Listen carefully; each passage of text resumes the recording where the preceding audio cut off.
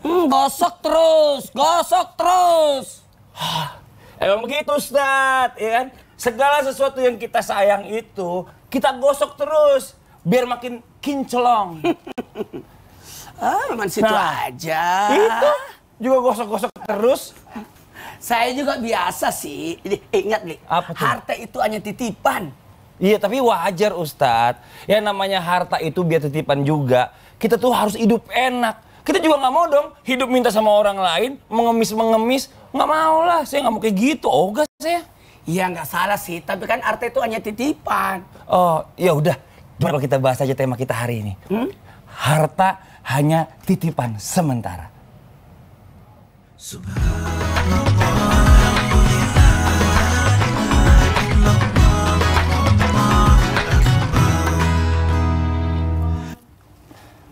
A'udzubillahiminasyaitonirrajim. Bismillahirrahmanirrahim. Assalamualaikum warahmatullahi wabarakatuh. Waalaikumsalam warahmatullahi wabarakatuh. Jamaah, oh jamaah. Alhamdulillah. Alhamdulillahirabbil alamin. Allahumma sholli ala sayyidina Muhammad wa ala ali sayyidina Muhammad. Jamaah Islami Tindan dirahmati Allah. Gimana kabarnya? Sehat semuanya? Alhamdulillah. Masya Allah. Buat para pejuang pencari nafkah yang ada di rumah, yang sedang menyaksikan Islam itu Indah, yang hari ini siap-siap mau berangkat ke kantor atau mencari rezeki, ya, kita akan membahas tentang tema yang luar biasa. Temanya adalah harta hanya titipan sementara. Dan sebelum kita lanjut, ya, dijelaskan oleh guru-guru kita, saya akan mengajak jamaah untuk melihat sebuah tayangan tentang pagar yang dicuri. Kasian banget sih, nih tayangannya nih. Allah, nih sebagai orang ini kita tuh harus hidupnya tuh sederhana. Pokoknya gini, jangan terlalu berlebihan. Kayak tadi, lah gimana sih? Tapi kita nggak bisa juga ya namanya terlalu hidup sederhana. Kita ini sebagai umat Islam harusnya itu kita tuh kaya dong. Nggak boleh kita miskin. Kalau misalnya kita hidup sederhana terus segera pas-pasan, maksudnya tuh, aduh, gimana dong Ustadz Maulana? Kalau sampai kita nggak bisa nyumbang, kita nggak bisa sedekah, kan repot. Mau dijelasin penjelasannya Ustadz? Aduh, Masya Allah, tabarakallah. Buat semuanya, mohon maaf tanpa menggurui.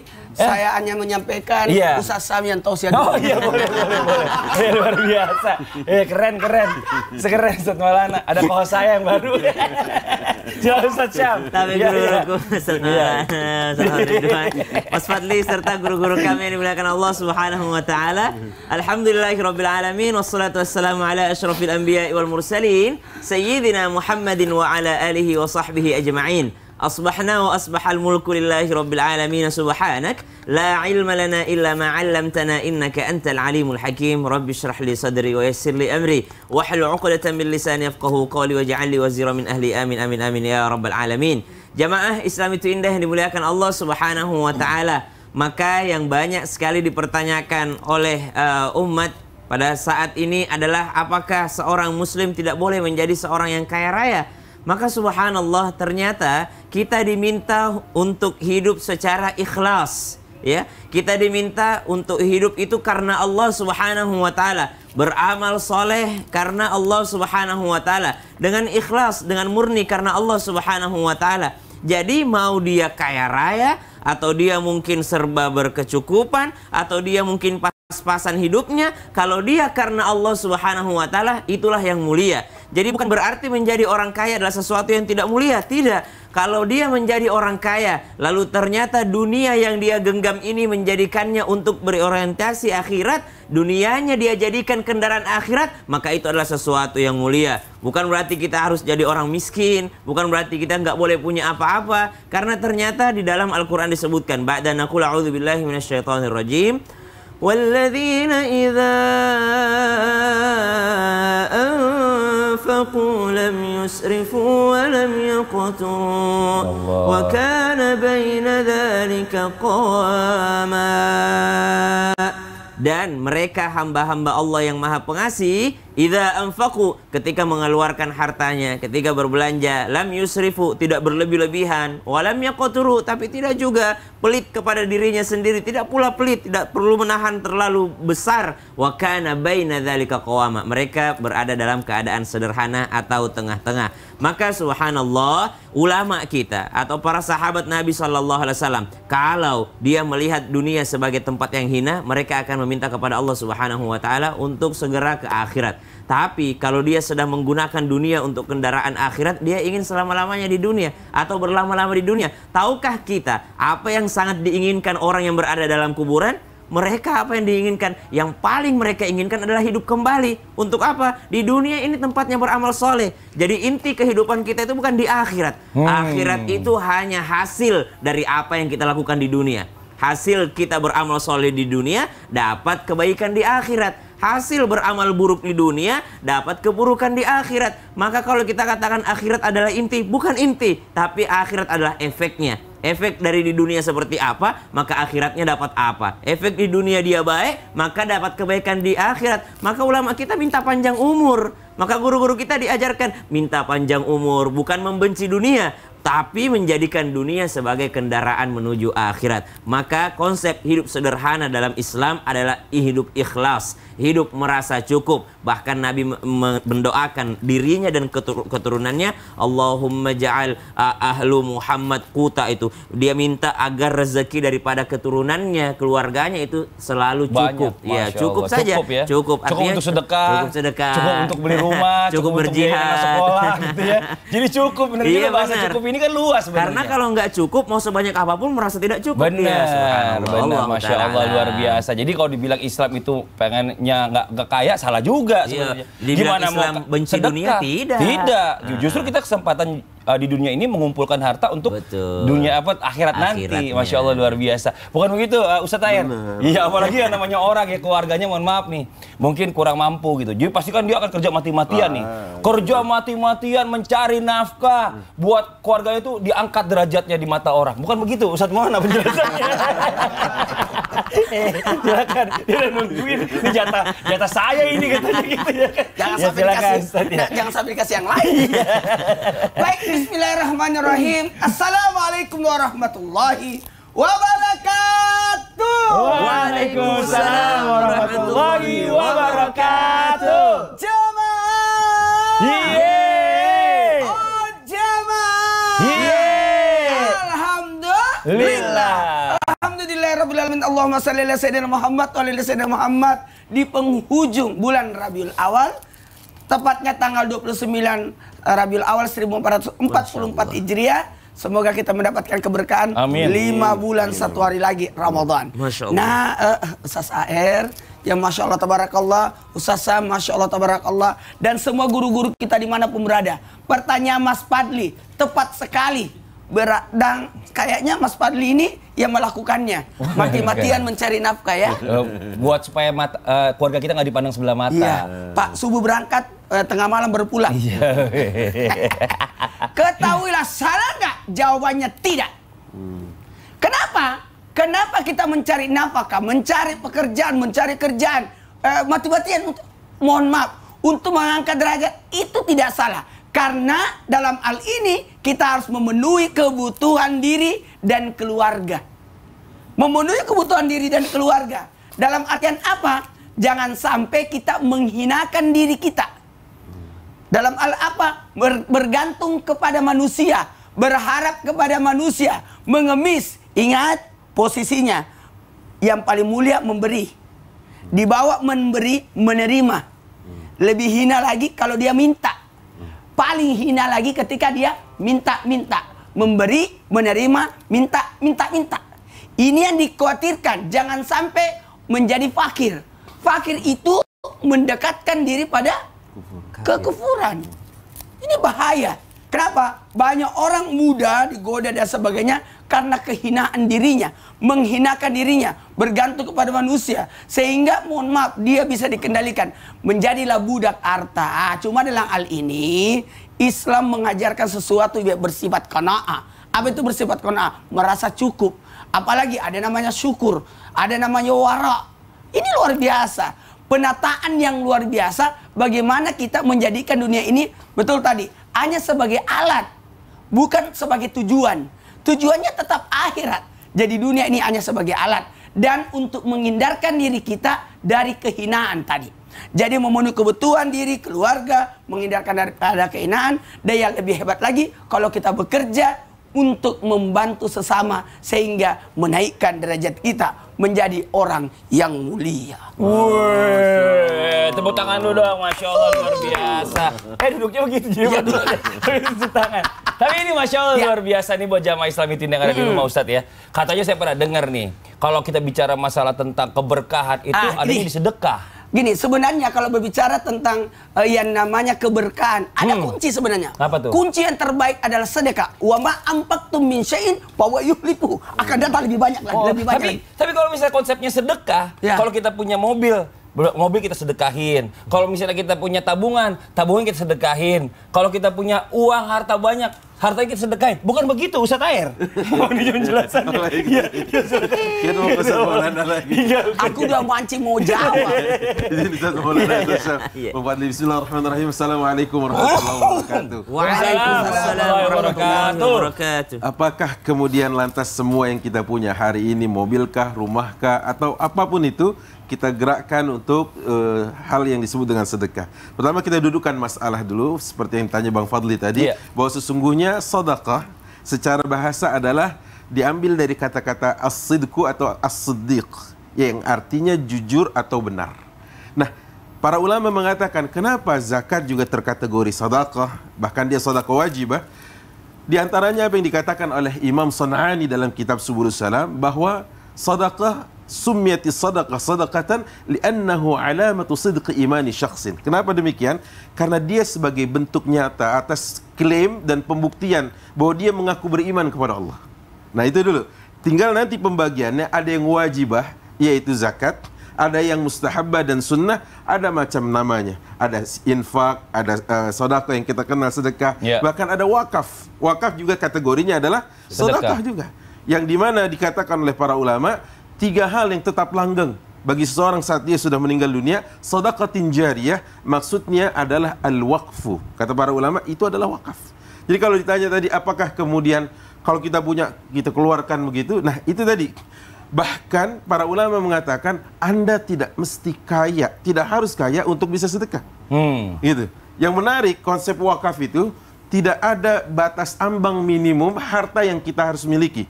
Kalau zakat iya disebut dengan nisab, gitu kan? Tapi yang namanya wakaf tidak. Maka sekarang digalakkan dan terima kasih kepada pemerintah yang telah melakukan kick off terhadap zakat wakaf dengan cara membayar uang. Jadi wakaf uang tunai. Terima kasih. Kenapa? Karena ini potensi yang sangat besar sekali dan tidak mesti kaya untuk bisa melakukan itu. Artinya apa? Orang-orang yang punya penghasilan mungkin berapa, dia bisa 1.000, 2.000, 5.000, 10.000. Dan itu Masya Allah. Dan ternyata itu adalah dititipkan kepada Allah dengan cara terbaik. Nah, apakah semuanya harus disedekahkan? Itu yang menjadi pertanyaan besar. Pada saat Abu Bakar memberikan semua hartanya, lihat itu di tahun keberapa, dan pada saat Sa'ad bin Abi Waqqas dilarang oleh Rasulullah untuk menggerakkan semua hartanya, itu di tahun keberapa. Terakhir yang dilakukan oleh Rasulullah adalah pada saat waktu itu Sa'ad bin Abi Waqqas di Haji Wada, beliau sakit keras dan ingin menggeser seluruh hartanya. Rasulullah mengatakan tidak boleh. Loh, mengapa? Karena kata Rasulullah itu kebanyakan. Akhirnya dia bilang, bagaimana dengan 2/3 ya Rasulullah? Kebanyakan. Bagaimana dengan setengah hartaku? Kebanyakan, kata Rasulullah. Bagaimana dengan 1/3? Wathulutsu katsir. Kata Rasulullah, 1/3 sudah masuk kategori banyak. Jadi ada batas di mana tidak boleh melampaui dari 1/3. Karena apa? Kau tinggalkan keluargamu dalam keadaan berkecukupan. Tadi kata Ustaz Syam, harus ya, itu lebih baik min antada'ahum yatakaffafuna nas, daripada kau tinggalkan mereka dalam keadaan mengemis. Kata Ustaz Maulana, minta tadi ya, itu dia. Jadi Masya Allah sebenarnya sedekah terbaik di situ digambarkan salah satunya adalah kepada keluarga berarti sebenarnya ya. Betul. 2/3, 1/3 aja udah kebanyakan kalau sedekah ke orang. Karena 1/3-nya buat dirinya, 1/3-nya buat keluarga, 1/3-nya buat sedekah. Masya Allah. Tapi ada pertanyaan bagus nih sebentar nih. Ya buat jamaah Islam itu yang ada di rumah. Assalamualaikum Bang Fadli dari Instagram 4802000_J. Besok ada waktu kosong nggak ya? Besok janjian yuk, ini ada job nih buat Bang Fadli. Waduh, Bang. Bang, kalau gitu DM aja, jangan ngomong di job apa sih? Apa ini tuh? Aja kali. Tuh, denger kan? Kalau minta saya ini juga ikut. Ikut juga nggak? Ikut. Ikut. Nanti kita bahas satu lagi deh ya. Tetap di Islam itu Indah Jamaah. Oh, jamaah. Alhamdulillah. Harus lapor TM dulu, talent manajemen.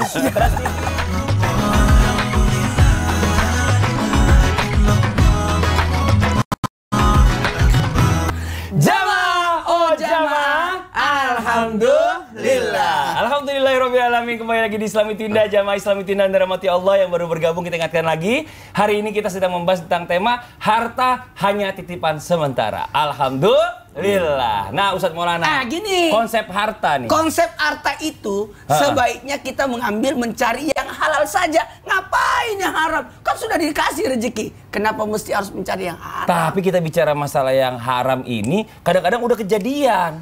Terus apakah kalau udah kejadian kita dapat harta ini yang haram ini bisa disucikan dengan zakat contohnya gitu ya? Atau kita pengen tahu nih, ini sebenarnya harta yang kita dapat nih halal atau haram nih? Katanya kalau haram itu katanya keluarga sering sakit-sakitan. Gimana penjelasannya? Ustadz Syam. Oh ya. Tapi guru-guru Ustadz Maulana, Mas Fadli, serta guru-guru kami yang dimuliakan Allah Subhanahu wa Ta'ala. Saya ingin mengomentari pertanyaan yang terakhir langsung. Benarkah harta haram itu tanda-tandanya keluarga sering sakit-sakitan? Yang pertama, Nabi Ayyub alaihissalam sakit-sakitan, dan tidak mungkin hartanya Nabi Ayyub alaihissalam itu dari yang haram. Jadi Nabi Ayyub alaihissalam itu sakit bahkan sampai hanya tersisa hati dan lisannya untuk berzikir mengingat Allah Subhanahu wa Ta'ala. Sakitnya sangat parah dan tidak diderita oleh orang setelahnya lagi. Maka subhanallah, kalau kita katakan orang yang sakit-sakitan berarti hartanya haram, maka ternyata itu keliru. Karena Allah Subhanahu wa Ta'ala berfirman dalam Al-Quran, ba'da naqul a'udzubillahi minasyaitonirrajim, وَلَنَبْلُوَنَّكُمْ بِشَيْءٍ مِّنَ الْخَوْفِ وَالْجُوعِ وَنَقْصٍ مِّنَ الْأَمْوَالِ وَالْأَنفُسِ وَالثَّمَرَاتِ وَبَشِّرِ الصَّابِرِينَ.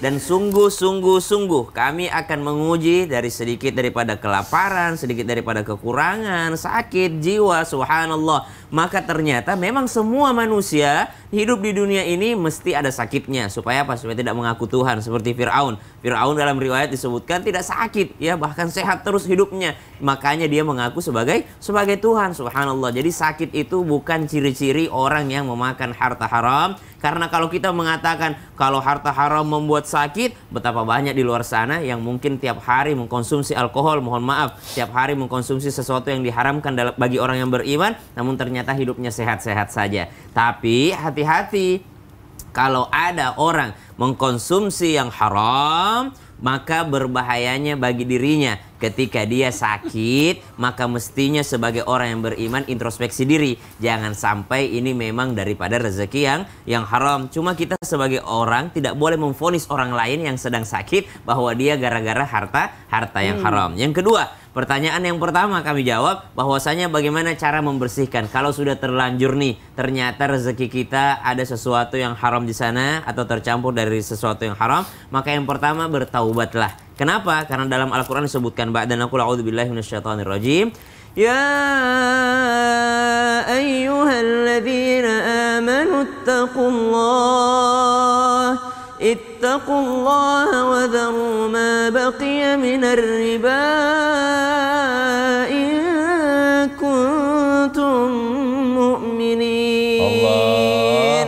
Allah ingatkan cara taubatnya bagi mereka yang memakan yang haram, alias salah satu contohnya adalah mengkonsumsi sesuatu dari riba. Maka Allah katakan bertakwalah kepada Allah Subhanahu wa Ta'ala dan tinggalkan sisa-sisa riba. Maka orang yang ingin membersihkan hartanya dari yang haram berhenti dulu melakukan yang haram. Tidak mungkin dia bisa membersihkan sisa harta yang haram kalau dia tidak berhenti daripada melakukan hal tersebut. Dia mau berhenti daripada yang haram, ya udah kalau gitu saya sedekahin aja yang haram. Tapi pekerjaannya tetap yang itu-itu aja, tetap nipu orang, tetap menzalimi orang, maka tidak berlaku baginya membersihkan harta yang haram kalau dia tetap melakukan yang haram. Yang pertama, taubatan nasuha kepada Allah Subhanahu wa Ta'ala. Yang kedua, bisa disumbangkan, disedekahkan daripada fasum-fasum yang ada, misal masjid lagi membutuhkan tempat wudhu, tandas, toilet, maka disumbangkan kepada hal-hal tersebut. Dan hati-hatilah, jangan sampai masuk ke dalam perut, karena kalau sudah masuk ke dalam perut bisa tercampur dengan darah dan daging, dan itu bisa membuat kita terhalang doanya. Wallahu ta'ala a'lam. Lagi pula kelihatan kok sebenarnya ya kan pada saat memperolehan itu yang halal apa yang haram. Aduh, ya kan? subhanallah. Kenapa lagi? Mana uang belanja? Hah? Kalau uang belanja tiba-tiba Begini minta? doang. Kurang, udah kurang, dipotong lagi. Kenapa jadi begini sih? Ini maksudnya Inilah apa? ini yang dilakukan ibu-ibu di rumah.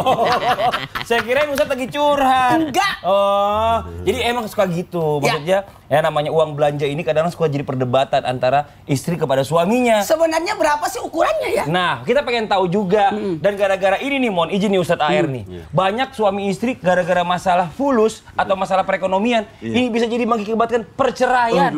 Jadi berapa sebenarnya standar untuk memberi uang belanja kepada istri? Kita bahas. Oh ya sekarang Kita bahas sekarang ya. Duduk yuk. Baik. Bismillahirrahmanirrahim. Makasih Ustaz Maulana, Ustaz Syam, Bang Fadli. Bagaimana sih sebenarnya tentang nafkah bagi istri atau pasangan yang diatur oleh agama Islam ini? Masya Allah, tabarakar rahman. Islam ini luar biasa membahas sedetail mungkin semua perkara hidup termasuk rumah tangga. Nah, ada satu ketika di mana seorang Hindun datang kepada Rasulullah SAW dan Hindun bertanya kepada Rasulullah SAW bagaimana solusi dari apa yang dia sedang alami. Ya Rasulullah, inna Abu Sufyan rajulun syahih la yu'tina min malihi ma yakfina. Wahai Rasulullah, Abu Sufyan tuh bakhil, koret, medit, buntut gasir gitu ya. Buntut gasir tahu nggak? Buntut gasir. Ini belakangnya ada garis segini. Buntut gasir, gasiran namanya. Nah, dia tidak memberikan apa yang cukup buat kami dan anak-anak katanya. Apakah kami boleh mengambil dari hartanya? Maka Rasulullah SAW mengatakan, khudhi ma yakfiki wa waladaki min malihi bil ma'ruf. Ambillah olehmu dari harta Abu Sufyan yang bisa mencukupi dirimu dan anakmu dengan cara yang ma'ruf. Nah, kalimat ma'ruf inilah yang menjadi jawaban atas pertanyaan Ustadz Maulana, Bang Fadli tadi. Kalimat ma'ruf, kata para ulama mengatakan, ma yata'araf alaihin nas. Yaitu sesuatu yang dianggap baik oleh banyak orang dan itu kadarnya bisa beda-beda. Betul. Ustadz Maulana, Bang Fadli, Ustadz Syam, itu mungkin tidak sama dengan saya. Tidak sama Mungkin dengan. kalau Ustadz Kalau saya semua uang saya kasih ke istri. kan lebih berat. Lebih berat. Iya. Kalau dia standarnya semua hartanya Semuanya habis. Dia nggak bawa apa-apa. Dia semua selalu minta. Dia minta sama temennya lagi. Kan gitu. Saya banget. Nah itu dia. Jadi saya katakan beda-beda. Itulah yang disebut dengan urf. Ma yata'aruf alaihin nas, yaitu yang menjadi kebiasaan orang. Dan kalau itu menjadi tolak ukur, maka ada sebuah kaidah di dalam ilmu qawaidul fiqhiyah yang mengatakan al-'adatu muhakkamatun. Apa itu yang dimaksud dengan adatun muhakkamah? Yaitu kebiasaan yang bisa menjadi standar hukum dalam agama ini. Misalkan, orang yang hidup di Saudi tidak sama dengan yang hidup di Amerika. Yang hidup di Australia tidak sama kebutuhannya dengan di Indonesia. Karenanya tidak ada standar maksimum dan minimum. Hanya memang, kalau saya tidak salah baca, saya pernah membaca sebuah statement yang dikeluarkan oleh Baznas lewat pusat kajian strategisnya yang disebut dengan haddul kifayah. Apa itu haddul kifayah? Itu batas minimum seseorang bisa hidup dengan cara yang layak lah gitu kira-kira, bisa bertahan. Nah ini juga harus disesuaikan. Misalkan untuk kadar di Jakarta, Bandung, Medan, Surabaya dan kota-kota besar mungkin tidak sama dengan yang di di desa di kampung. UMR. UMR, UMP kan gitu ya. Kenapa? Karena mungkin saja hasil dari sebuah ijtihad. Artinya pemikiran, kemudian coba telaah apa yang menjadi masukan dari Badan Pusat Statistik dan sebagainya. Berapa sih kecukupan seseorang untuk bisa hidup layaknya normal lah gitu ya. Orang hidup di tempat tersebut. Nah ini dikeluarkan dan dirilis secara resmi misalkan seperti itu. Itulah makanya ada UMR, ada UMP dan sebagainya. Nah di Baznas tadi itu yang saya katakan dikeluarkan oleh Pusat Kajian Strategis, itu ada haddul kifayah. Dan di Malaysia pun demikian, dikeluarkan berapa haddul kifayah seseorang untuk bisa hidup layaknya orang pada umumnya. Tapi kan kalau tadi mengikuti apa yang dikatakan Ustadz Maulana, kalau dikatakan saya kurang. Nah ini tadi Ustadz Maulana katakan konsepnya ada zuhud gitu ya, ada wara, ada syukur, ada ridha. Jangan-jangan kalau cara pandang kita serba kekurangan, yang miskin Nauzubillah min itu dzalik. bukan miskin harta, Ya. tapi miskin adalah miskin secara akhlak dan moralitas. Nauzubillah. Itulah makanya kenapa kita temukan atau kita baca dan kita dengar ada orang yang sudah kaya, berkecukupan, tapi masih saja dia korupsi. Nah, Nauzubillah min yang dzalik. miskin berarti bukan hartanya, tapi miskin akhlaknya, miskin moralitasnya. Jadi kalau tidak berkecukupan, itu tadi diajarkan doanya oleh Ustaz Syam Iya. juga, agar kita dicukupkan oleh Allah Betul. Subhanahu wa taala. Yang penting cukup, Bang. Bener. Beli rumah Cukup. beli Tapi mobil bener, cukup. saya setuju kata-kata Ustadz. Kebanyakan laki-laki, mohon maaf ya buat Iya. para ibu-ibu yang ada di rumah, itu korupsi karena apa? Karena istrinya terlalu banyak menuntut. Nauzubillah min dzalik. Nah, suami yang baik adalah suami yang tidak pelit kepada istrinya, tapi Betul. istri yang baik juga istri yang tidak banyak menuntut terhadap suaminya. Kan Quotes begitu hari ini. kan? Izin Anda Quotes catat hari nanti. Catat ya? Anda catat. Catat. Status hari ini. Kalau gitu sekarang kita lanjut. Asik. Kita lanjut. Kita masuk dulu. Ini kan banyak pertanyaan masuk. Ya. Sebenarnya kalau banyak pertanyaan kita buka dulu sesi tanya. Kalau gitu langsung aja kita masuk ke segmen Tanya Dong Ustadz. Kami semua tanya dong Ustaz. Nih pertanyaannya singkat kok. Coba bacain Ustadz. Coba. Dari Instagram hamba Allah, Assalamualaikum Ustaz. Kayaknya lebih enak. Enak Dia kan? juga enak. Makanya besok kacamata. Bagaimana menghadapi orang yang sengaja deketin kita karena harta? Lebih baik cara menghindarinya seperti apa sih? Oh, enak kan? Wih, kayaknya ketagihan. Balikin dong.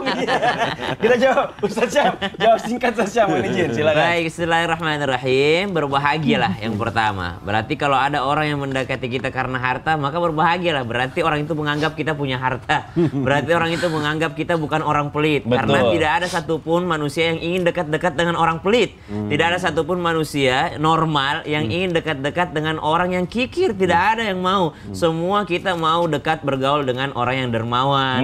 Semua kita mau bergaul dengan orang yang baik akhlaknya, orang yang ringan tangannya untuk bersedekah, bukan ringan tangan untuk menyiksa menzalimi, tapi ringan tangannya dalam bersedekah, beramal. Kita ingin dekat dengan orang seperti itu. Jadi kalau ada orang yang mendekati kita dalam hal mungkin ini orang adalah karena mendekati harta, apa yang harus dilakukan? Satu, pertama, husnudzon terlebih dahulu. Baik sangka terlebih dahulu. Jangan sampai kita aja yang ngerasa seperti itu. Jangan sampai kita aja yang terlalu suudzon terhadap orang lain padahal dia memang ingin bergaul dengan kita. Maka kalau ngasih orang jangan cuma ngasih harta, tapi ngasih juga ilmu kepadanya, pemahaman Masya kepadanya. Allah, Subhanallah, benar. itu yang pertama. Yang kedua, ketika didekati orang seperti ini, bagaimana cara menghadapinya agar bisa ikhlas karena Allah Subhanahu wa taala, niatkan karena sedekah. Kalau memang ternyata dilihat, oh, Ustaz saya sudah berusaha husnudzon tapi ternyata memang kayaknya dia mau minta-minta ini. Ya, husnudzon kepada Allah dengan seperti apa? Niatkan itu sedekah, bahwa ini orang tidak mungkin seperti ini kalau memang tidak butuh betul. Mungkin dia dalam keadaan memang dalam terdesak dan memang butuh betul, dan sayalah yang menjadi penyambungnya, perantaranya dari Allah Subhanahu wa taala. Wallahu taala alam. Jadi kalau teman tuh harus cari-cari, jangan sampai cari teman yang medit, koret, pelit, sama buntut gasir. Saya udah periksa Nggak ada. gasir. Nggak ada, tahu sih yang lubang gitu ya. Itu yang di sini. Oh, yang ada ininya. Itu kalau dipotong tetap ada bekasnya gitu, buntut gasir. Tapi nggak semua orang kayak gitu nih, Masya Allah. Kita masuk ke pertanyaan yang berikutnya. Dari Instagram hamba Allah. Assalamualaikum Ustaz. Waalaikumsalam warahmatullahi wabarakatuh. Kami memutuskan menikah, tapi calon mertua saya menghendaki kami untuk menandatangani perjanjian pisah harta. Karena itu merupakan salah satu syarat untuk mendapat restu mereka. Saya dan calon suami sebetulnya tidak ingin membuat perjanjian pisah harta. Yang saya ingin tanyakan, jika perjanjian pisah harta dibuat hanya untuk melindungi perolehan aset sebelum kami menikah, apakah hal tersebut sah? Karena menurut saya, harta setelah menikah adalah milik bersama. Saya sadarkan bahwa harta sebelum menikah adalah kepunyaan masing-masing. Nah, ini mau izin nih Ustadz Ahmad Ridwan, karena zaman sekarang ngetop banget nih. Dia bikin tuh surat perjanjian pisah harta. Jadi kalau misalnya ente macam-macam cerai, udah hartanya masing-masing gitu. Jadi duduk apa berdiri? Berdiri aja deh, ya mau izin. Izin Sallallahu Fadli. Bismillahirrahmanirrahim. Ada peraturan memang di dalam Islam bahwa, dan ibu-ibu rasanya sepakat ini, hartaku juga. Buat perempuan. Iya, buat perempuan. Iya. Hartaku, ya hartaku gitu ya. Karenanya wajib bagi seorang suami memberikan nafkah bagi istrinya, sebagaimana kisah Hindun tadi. Nah, cuma memang pertanyaan tadi itu menarik, karena ini sering kita temukan ya. Bagaimana hukumnya membuat semacam perjanjian di awal agar nanti ini harta masing-masing dan terpisah. Memang di dalam Islam itu harta harus definitif. Harus ketahuan siapa pemiliknya. Betul. Nah, kalau tidak maka nanti akan rancu. Ini yang pertama saya katakan. Yang kedua, terkait dengan apa yang tadi ditanyakan bahwa orang tua hanya mau memberi izin dan restunya bila mana anaknya mau seperti itu.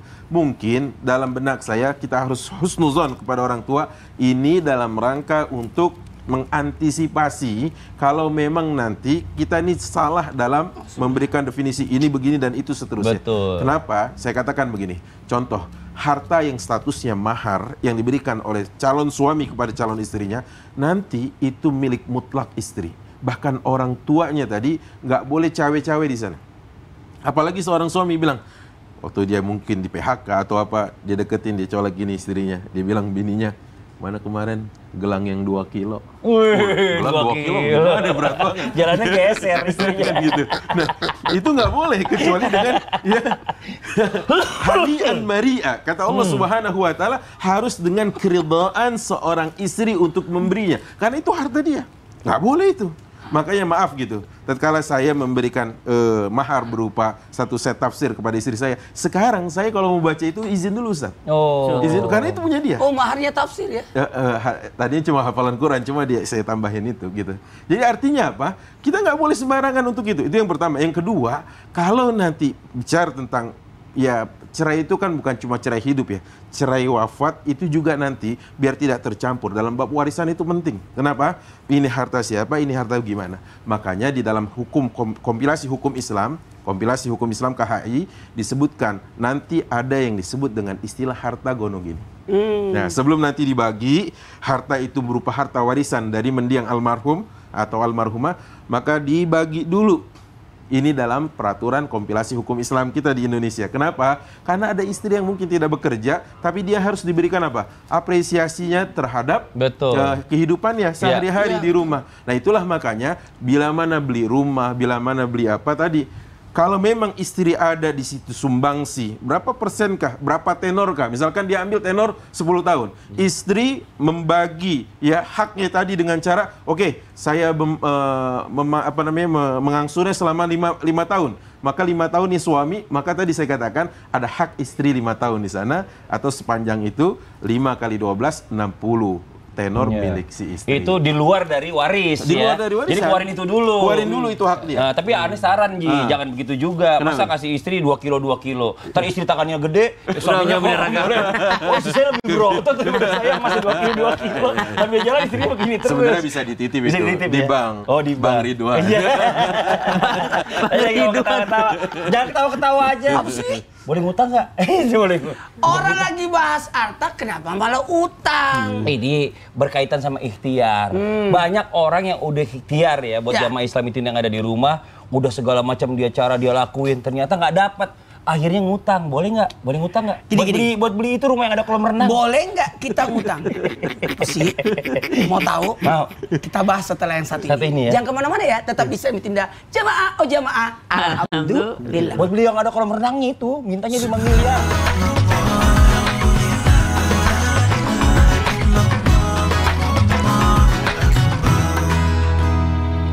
Bismillah, walhamdulillah, wassalatu wassalamu ala rasulillah, amma ba'd. Al-Quran adalah solusi yang insya Allah membimbing kita ke arah kebenaran. Karena di dalam Al-Quran semua ada jawabannya dalam segmen Al-Quran menjawab. Allah Subhanahu wa taala tidak meninggalkan perkara kecuali dibahasnya. Para ulama mengatakan bahwa sesungguhnya harta dinamakan harta karena ada kecenderungan orang kepadanya. Sampai kecenderungan ini membuat kita terkadang lalai dan melalaikan ini sehingga kita berlomba-lomba. Allah menjawab dalam Al-Quran dan Al-Quran pun menjelaskannya kepada kita. Al-Quran menjawab. A'udzu billahi minasy syaithanir rajim. Bismillahirrahmanirrahim. Alhaakumut takatsur. Perbuatan itu membuat kita terlalaikan daripada mengingat Allah Subhanahu wa taala. Karenanya jangan sampai hartamu, duniamu asetmu melalaikan Allah Subhanahu wa taala. Dan ini kerap terjadi, bahkan sampai kalian masuk ke liang kubur. Al-Quran menjawab, hatta zurtumul maqabir. Itulah kemudian Allah Subhanahu wa taala mengingatkan dengan keras dahulu orang-orang kufar, sampai di mana di saat mereka berada pada pemakaman, mereka selalu mengatakan, ini kakek moyangku, ini mereka adalah leluhurku, mereka orang-orang kaya. Sampai perbuatan itu mereka lakukan di sebuah tempat yang justru harusnya kita banyak mengingat kematian. Sekali-kali kita tidak boleh melakukan itu. Dan jangan tertipu dengan apa yang seharusnya kita ingat dan waspada. Al-Quran menjawab, kalla sawfa ta'lamun. Sungguh kalian pasti akan mengetahui itu dengan jelas. Bagaimana apa yang kalian perbuat, apa yang kalian lakukan, apa yang kalian amalkan di dunia ini. Dan Al-Quran menjawab, thumma kalla sawfa ta'lamun. ditegaskan Allah Subhanahu wa taala, kalian pasti akan benar-benar mengetahui hal itu. Kenapa demikian? Karena Allah Subhanahu wa taala menegaskan apa yang kalian lakukan, apa yang kalian sangkal dengan apa yang Allah kabarkan, pasti kalian benar-benar akan mengetahuinya. Dan teman-teman, semua sahabat, semua handai tolan pasti juga akan mengetahui apa yang kita lakukan di dunia ini. Karenanya Al-Quran menjawab, kalla law ta'lamuna ilmal yaqin. Dan Allah mengatakan bukan hanya sekedar tahu, kalian mengetahui dengan benar-benar penuh keyakinan. Karena tingkatan pengetahuan ada didasari dengan syak keraguan, ada kemudian didasari dengan apa yang disebut dengan ilmu. Tapi ini adalah kalian benar-benar mengetahuinya, kata Allah Subhanahu wa taala. Dan Al-Quran menjawab, latarawunnal jahim. Allahu Akbar, hati-hati jika yang kemudian Allah tampakkan dari apa yang kita kerjakan, justru Allah perlihatkan jahim. Allah perlihatkan kepada kita sesuatu yang mungkin kita ingkari di dunia. Berupa apa? Berupa harta, nikmat, rizki yang tidak pernah kita syukuri saat kita hidup di dunia ini. Kemudian Allah perlihatkan dan Al-Quran menjawabnya, thumma latarawunnaha 'ainal yaqin.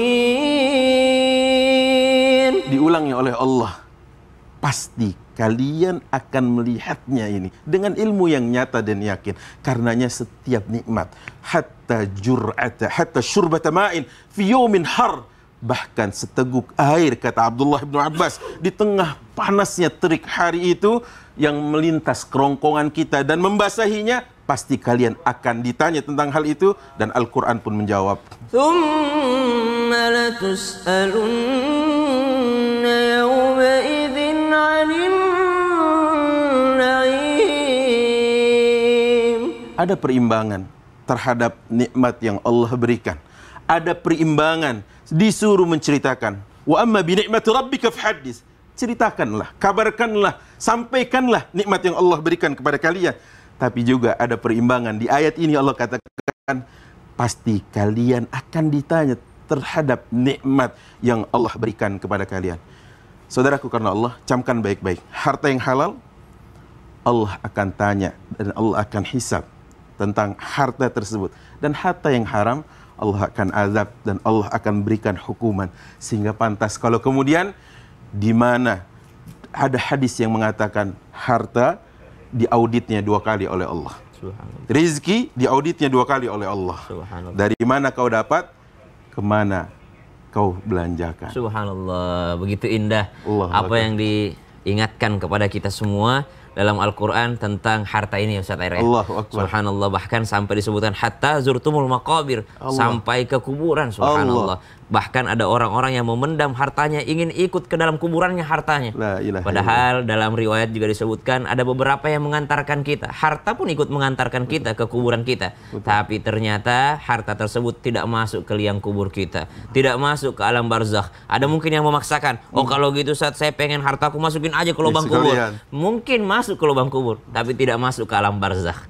Mungkin masuk ke dalam lubang tersebut yang kecil itu, namun ternyata tidak masuk ke alam baka, tidak masuk masuk ke alam barzakh, tidak masuk ke alam kubur. Karena di sana kita sendirian, yang menemani kita hanya amal soleh kita. Betapa banyak orang-orang yang menumpuk hartanya di dunia, namun ternyata itu tidak bermanfaat lagi ketika mereka sudah masuk ke dalam kuburnya. Shadaqallahul adzim. Allahumma arhamna bil Qur'an.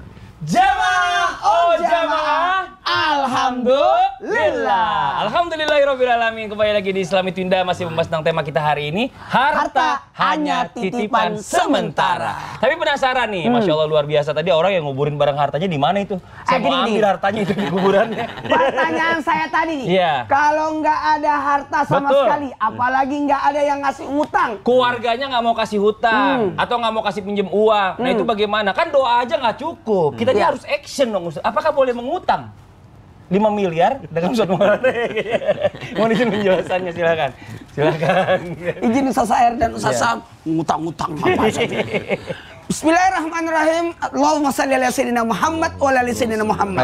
Buat semua jamaah Islam Itu Indah dimanapun berada, yang namanya hidup ini sudah digariskan, sudah diaturkan oleh Allah. Wa ma min dabbatin fil ardi illa 'alallahi rizquha. Semua sudah disiapkan. Karena Allah menyiapkan hidup, berarti Allah juga mempersiapkan bekal yang harus kita bawa dalam kehidupan ini. Sudah diatur. Makanya kalau saya berdoa, doanya seperti ini, Li. Apa tuh? Mau tahu nggak? Mau buat dong. semuanya. Ya Allah, tambahkan rezekiku. Oh curang. Apa? Bapak kalau tambahkan berarti kan Bapak nggak mau ngabisin hartanya biar cepat meninggal berarti kan? Iya, tambahkan rezekiku. Iya. Jadi bukan rezeki yang sudah disiapkan, tapi minta tambahan dari rezeki. Maka jikalau sudah terjadi yang dirasakan oleh yang ditanyakan Mas Fadli, bukan dirasakan ya. Bukan dirasakan. Yang ditanyakan perumpamaan aja. Jikalau ada orang kekurangan, lalu dia cari minta tambahan, tidak ada yang kasih, minta pinjaman, tidak ada yang kasih, maka solusi yang terbaik adalah mendekatkan diri kepada pemberi rezeki.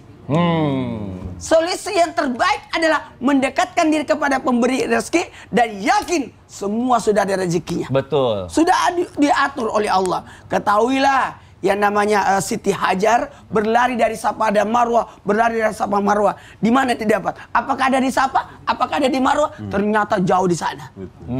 Dekat Ka'bah. Jadi bisa jadi apa yang kita lakukan sekarang bukan kita yang tuai, tapi masa depannya atau di layan tempat. Kita berbuat baik di sini, mohon maaf, bisa jadi kita dapatnya rezekinya di sana. Oh benar. Mohon maaf ya, yang makan di sini keluarnya kemana? Bukan di sini kan? Iya, lain, kalau di sini muntah namanya. Makanya ada hal mendekatkan diri kepada Allah. Kemudian kedua, buat jaringan, silaturahmi. Silaturahmi. Networking. Hah? Networking. Jadi menjalin silaturahmi di sana. Jadi apa artinya? Bisa jadi dalam hal ini kita mendapatkan rezeki dari sana nanti, bukan di sini, nanti kelak. Makanya ya Rabbul ladzina amanu minkum wal ladzina utul ilma darajat. Ditambahkan derajatnya jika kalau berilmu. Karenanya itu Nabi Sulaiman ditawarkan 3. Apa tawaran Allah kepada Nabi Sulaiman? Tawaran yang pertama, harta, jabatan, ilmu. Ternyata Nabi Sulaiman memilih ilmu. Dengan ilmu jabatan datang. Dan dengan ilmu dan jabatan harta pun mengikut.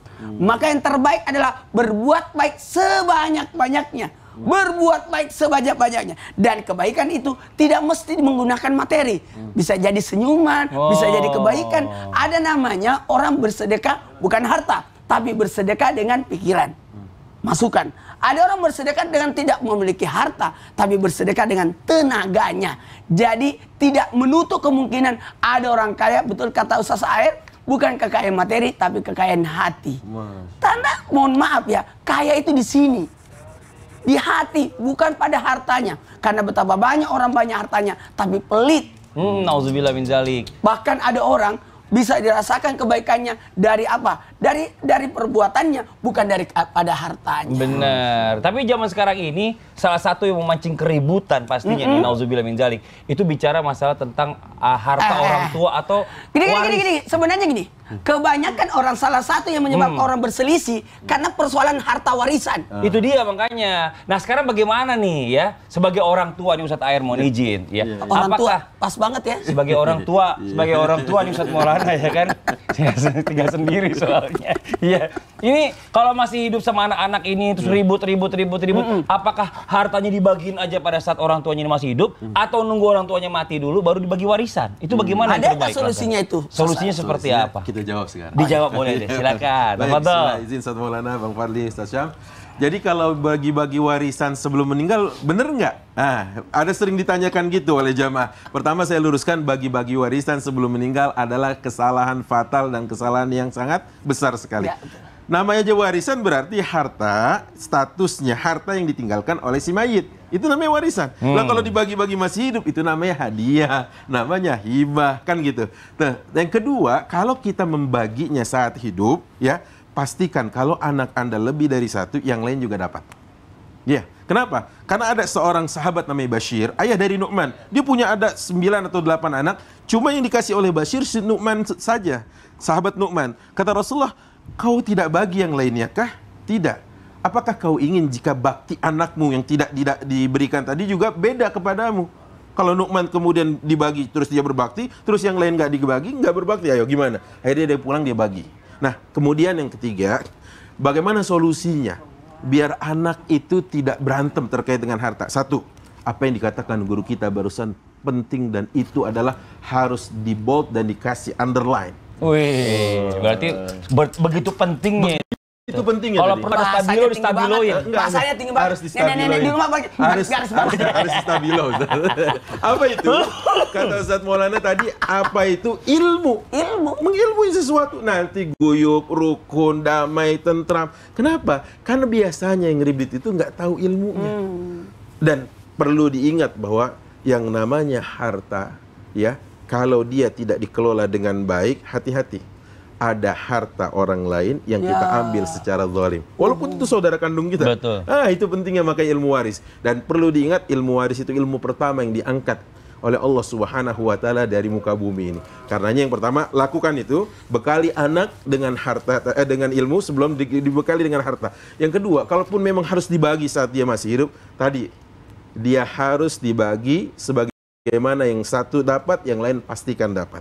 Yang ketiga, tadi yang saya katakan pada segmen sebelumnya, yaitu ada ambang batas di mana dia tidak boleh langsung dibagi habis. Karena boleh jadi nanti orang tuanya yang kesulitan sendiri. Betul, butuh. Kenapa? Iya, dia butuh, kemudian minta sama anak yang nggak enak. Orang zaman sekarang meninggal aja butuh duit. Nah, itu buat dia. dikuburin, buat segala macam itu semua duit prosesi semua jenazahnya itu Iya. pembesarannya itu dia makanya. Nah, itulah makanya tadi saya katakan apa yang dikatakan Rasulullah kepada Sa'ad bin Abi Waqqas jadi panduan buat kita. Selanjutnya apa lagi? Yang berkaitan dengan harta, jika dibagi masih dalam keadaan hidup, baru pindah status kepemilikannya jika dia sudah balik nama. Apa itu yang dimaksud dengan balik nama? Ada hitam di atas putih sebagai sebuah persyaratan perpindahan ini. Kenapa? Karena nanti tidak rancu di kemudian hari. Betul. Nah, dalam ilmu kenotariatan atau notaris itu harus dibalik nama. Karena apa? Nanti berarti sudah dimaksudkan dalam ilmu fikih hiyazah. Apa itu hiyazah? Sudah dia pegang, sudah dipindah tangankan kepemilikannya. At-tamlik wa tamalluk. Apa itu tamlik wa tamalluk? Yang punya harta tersebut menyerahkan hartanya, yang diberikan harta tersebut telah mendapatkan dan telah menerima hartanya. Ini meminimalisir, mencegah terjadinya apa-apa yang tidak diinginkan di kemudian hari. Yang paling penting poinnya adalah apa yang katakan guru kita Ustaz Maulana, ilmui dulu. Masya Allah. Jadi kalau nggak punya ilmu, mau seberapa banyak harta pun akan habis. Banyak ribut juga. Dikasih kontrakan 20 pintu, habis dijualin Kalau semuanya. harta dijagain itu harta. Iya. Tapi kalau ilmu enggak dijagain. Betul. Semakin dibagi ilmu semakin bertambah. Kalau Masya harta Allah. semakin dibagi semakin habis. Makin habis. Nah sekarang kita jawab lagi pertanyaan masuk gimana Ustaz? Ya, kalau gitu kita masuk lagi ke segmen Tanya Dong Ustaz. Kami semua Tanya Dong Ustaz. Ini ada pertanyaan bagus nih ya. Assalamualaikum Ustaz. Waalaikumsalam warahmatullahi wabarakatuh. Saat melakukan perkawinan, suami punya harta bawaan, ada rumah dan sepeda motor. Istri tidak ada harta bawaan. Dan selama perkawinan, harta bersama bertambah, tabungan dan juga renovasi rumah. selama perkawinan tidak punya anak, perceraian terjadi karena istri meninggalkan tempat kediaman bersama atau cerai gugat. Apakah harus ada pembagian harta gono gini? Tidak ada perjanjian perkawinan nih sebelumnya gitu. Bagaimana caranya? Berapa besarnya di dalam hukum Islam? Nah, ini coba kita minta sambil jawab santai aja Ustadz Air dan juga Ustadz Syam. Ustadz Air dulu deh, silakan. Iya, tadi seperti yang saya sampaikan bahwa semua harta itu harus definitif. Nah, kalau tadi dikatakan terus terjadi perceraian gitu ya Bang ya Ustadz Maulana, terus gimana Islam memandangnya? Itu tadi ada namanya harta gono gini. Lah, kalau keadaannya adalah dia cerai gugat, kan orang tuh menikah ada 3 hal yang membuat dia terlepas tali ikatnya. Yang pertama adalah talak, poinnya dari suami kepada istrinya. Yang kedua adalah khulu, istri mengajukan cerai, kemudian akhirnya suami mau menerima apa yang menjadi ewat, uang ganti yang dia terima dari istrinya. Yang ketiga adalah fase. Fase ini dibubarkan lewat peradilan. Nah, maka dari apa yang ditanyakan sepertinya dia poin kedua kayaknya. Istri menggugat suaminya. Hulu di suaminya ya. Berarti dia mengeluarkan sesuatu tadi. Nah, bagaimana ya tarattab alaihi ahkam, bagaimana sesungguhnya hukum dalam masalah ini. Nah, itu yang tadi dikatakan oleh para ulama. Kalau memang ternyata dalam hal ini ada harta si istri, ada harta si suami, itu seperti yang dikatakan dalam kompilasi hukum Islam harus diurai dulu. Harus diurai dulu. Makanya ada disebut dengan harta gono gini. Berarti dipisahkan dulu siapa yang punya harta ini, siapa punya harta ini, kemudian siapa harta bersama, baru dibagi. Rumahnya dan sepeda motornya tadi sebelum menikah kan ada hitungannya. Betul. Ya kan? Nah, setelah renovasi seberapa banyak? Berapa banyak? Kan gitu. Dari suami berapa, dari istri berapa? Yang dibagi setelah renovasi dan harta setelah menikah kan berarti ya. Ada tambahan Ustadz Syam? Kalau di dalam Al-Qur'an Allah Subhanahu wa taala berfirman, "Wa iyyatafarraqa yughnillahu kullam min sa'atihi." Jadi tidak selamanya perceraian itu membuat miskin. Ya. Wa iyyatafarraqa yughnillahu kullam min sa'ati. Tapi bukan berarti ayat ini menganjurkan bercerai, bukan. Tapi orang yang terpaksa bercerai, terpaksa karena udah terlanjur bercerai ini, ya terpaksa berpisah, jangan khawatirkan rezekimu. Yughnillahu kullam min sa'ati. Bisa jadi Allah memperkayamu lewat jalan yang lain. Banyak nih sepasang suami istri hidup pas-pasan. Ternyata dia bercerai karena satu alasan syar'i, bercerai, mereka menikah masing-masing lebih jaya sama pasangan yang baru.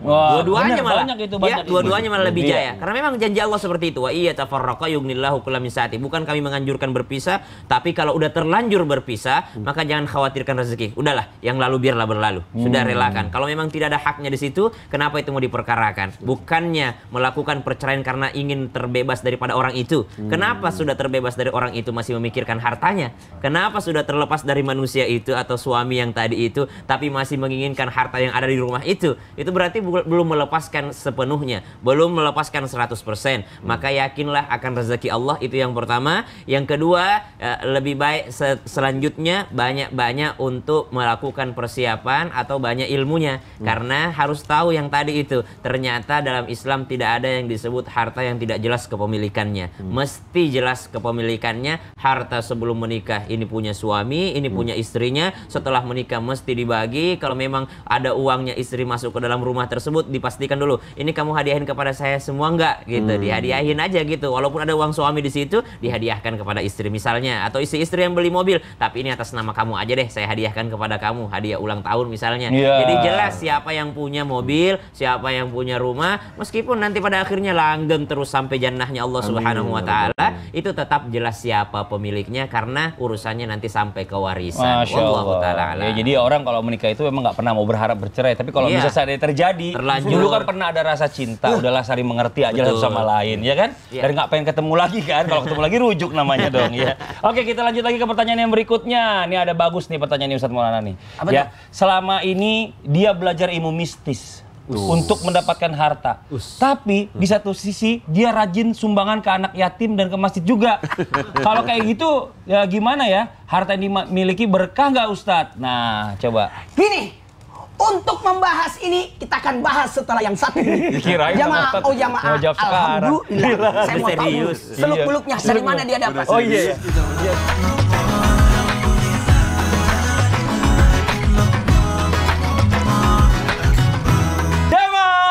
Jamaah, alhamdulillah. Alhamdulillahirrahmanirrahim. Kembali lagi di Islami Tindah. Waktunya kembali kita membacakan pertanyaan masuk yang ada di sosial media Islami Tindah. Kalau gitu kita kembali ke segmen Tanya Dong Ustadz. Kami semua tanya dong Ustadz. Pertanyaan berikutnya yang tadi Instagram hamba Allah. Assalamualaikum Ustaz. Waalaikumsalam warahmatullahi wabarakatuh. Pernah ada yang menawarkan ke saya untuk belajar ilmu mistis. Katanya dia pelajari dengan baik dan benar.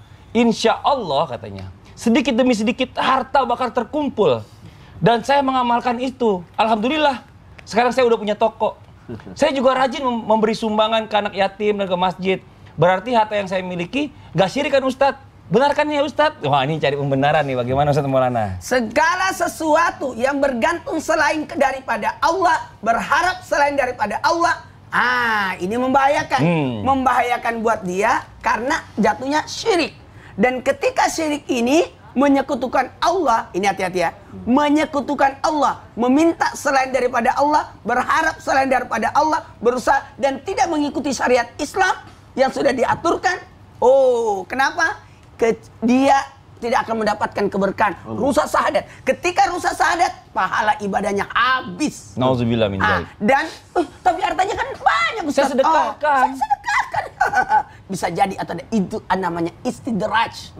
Makin menjauh, justru nanti hartanya akan jadi bahan api neraka untuk membakar dirinya. Nauzubillah min dzalik. Makanya kata salamun qaulan mir rabbir rahim, keselamatan untukmu.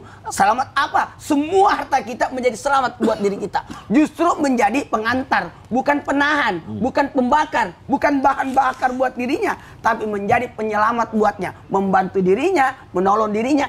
Itu yang konsep harta yang sebenarnya. Rezeki yang kita miliki adalah rezeki yang bisa membantu kita, bukannya menahan kita, bukan membebani kita. Makanya kata Sayyidina Abu Bakar Siddiq, harta itu di tangan, bukan di hati.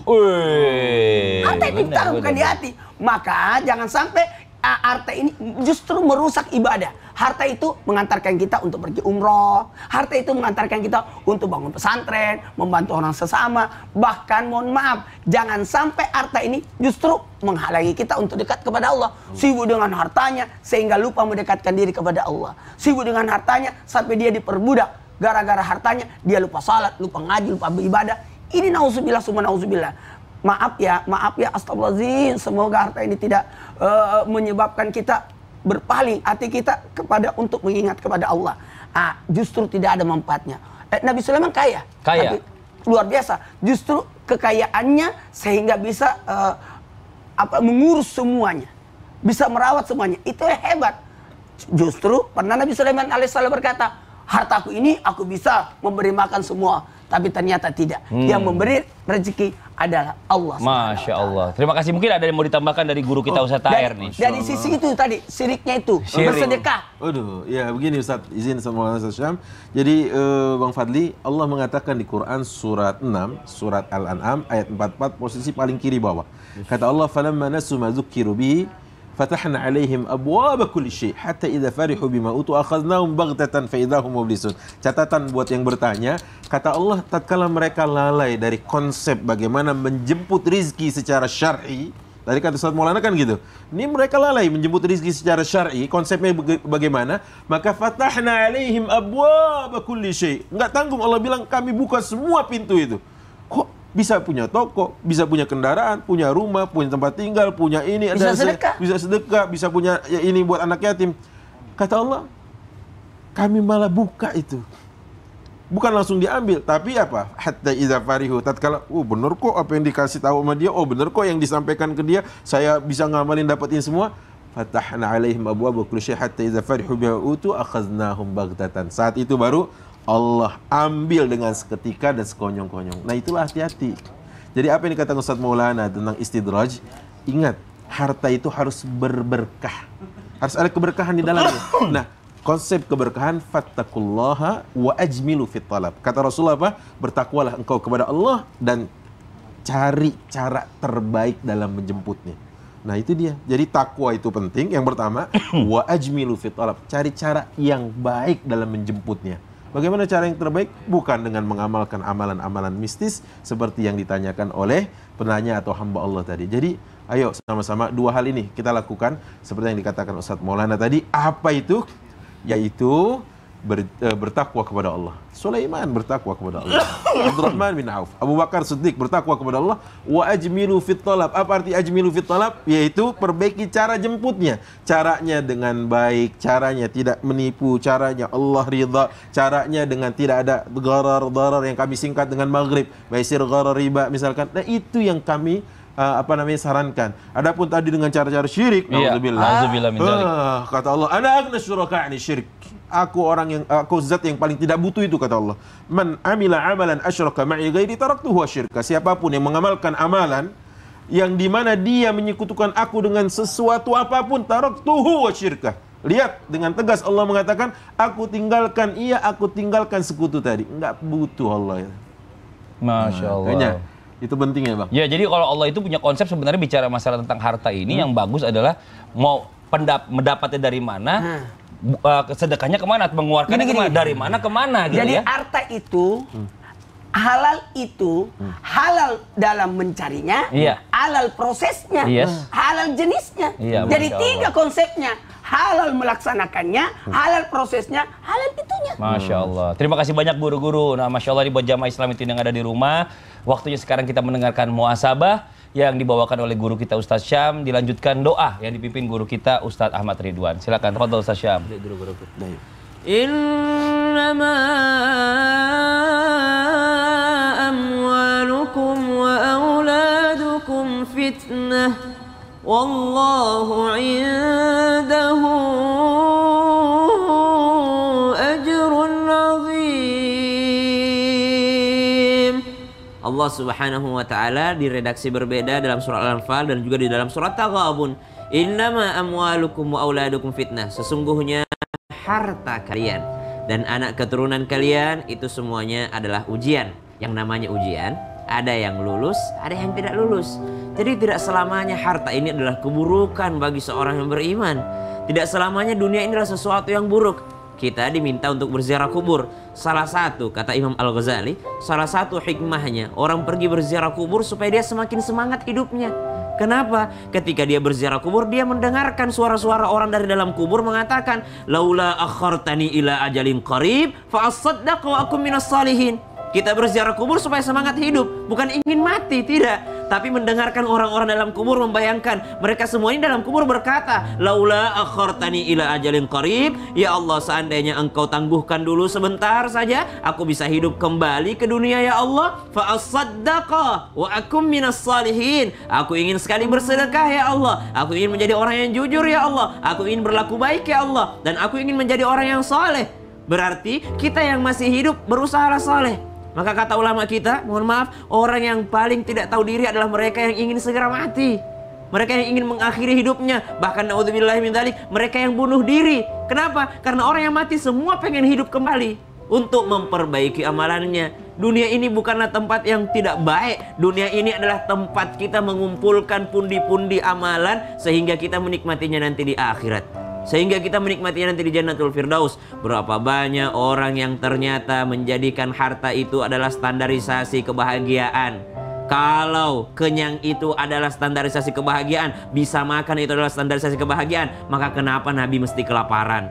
Nabi pernah kelaparan. Kalau sehat terus adalah standarisasi kebahagiaan, Nabi pernah sakit. Nabi pernah dizalimi orang. Kalau standarisasi kebahagiaan adalah jabatan, ternyata ada Uwais Al-Qarni, tidak dipandang siapa-siapa. Bahkan jadi tukang parkir ketika berangkat ke Mekah, ketika berangkat haji. Subhanallah, mereka adalah orang-orang yang ternyata kelihatan di dunia di mata manusia yang tidak beriman, mereka tidak bahagia. Tapi kita semua mengatakan bahwa Uwais Al-Qarni adalah orang sukses. Kita mengatakan Nabi Muhammad SAW adalah seorang yang sukses. Bahkan sahabat-sahabat Nabi SAW adalah orang yang sukses. Dengarkan doa Sayyidina Abu Bakar As-Siddiq mengatakan, ya Allah, jadikan dunia ini di tanganku, jangan kau jadikan di hatiku.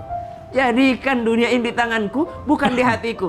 Bahkan sahabat lain juga dikatakan dalam riwayat yang lain, ini adalah doanya Sayyidina Ali radhiyallahu an, bahwasanya menginginkan dunia bukan untuk apa? Bukan dunia adalah tempat yang hina. Dunia adalah yang dia ambil untuk dia genggam dan dia jadikan senjata atau bahan alat untuk menjadikannya lebih bahagia lagi di akhirat. Coba lihat Sayyidina Abdurrahman bin Auf radhiyallahu an, ketika mendengarkan bahwasanya orang yang banyak harta akan setengah mati merangkak di hari kiamat, Sayyidina Abdurrahman bin Auf langsung ingin menyedekahkan semua hartanya. Namun ternyata takdir Allah berkata lain. Abdurrahman bin Auf radhiyallahu an tetap menjadi orang yang kaya, namun itu tidak menghalanginya masuk surga, dan itu tidak menghalanginya menjadi orang yang sangat cinta kepada baginda Nabi SAW.